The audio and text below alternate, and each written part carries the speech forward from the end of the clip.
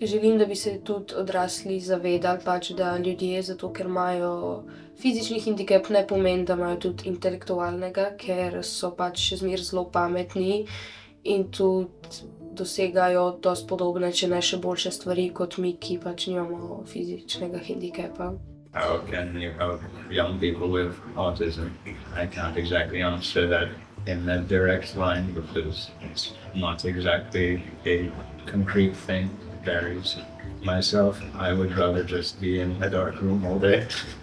Mislim, da bo svet vedno potreboval prostovoljstvo, saj Včasih ti tudi sam ne veš, ampak vedno ti prav pride pomoč. da pomaga mlajšim, tudi v šoli. Zdi se mi, da se to veliko premalo izvaja tudi na drugih šolah.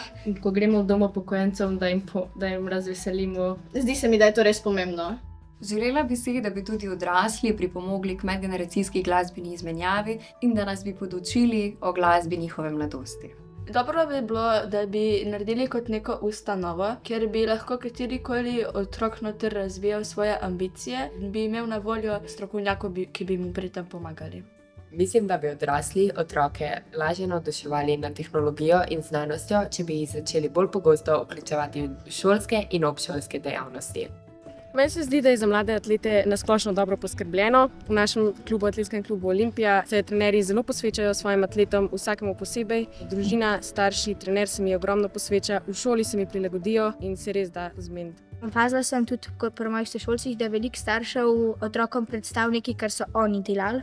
Recimo inštrument, šport in pol jih v bistvu nekako želijo, da bi njihovi otroci uresničili njihove sanje, ki jih mogoče niso. Mogoče bi bilo boljše, če bi starši otrokom pustili, da sami odkrijejo svoj talent.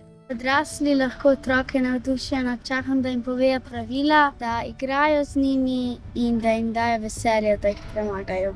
Odrasli bi po mojem mnenju morali otroke spodbujati k boljšim dejanjem, ker odrasli velikokrat gledajo, da je sreča denar, ampak to v bistvu ni res. Rabili bi spodbujati otroke k dobrim dejanjem in ne k temu, da imajo perfektne ocene, zato ker to je nekako stiska za otroka in starši se tega sploh ne zavedajo.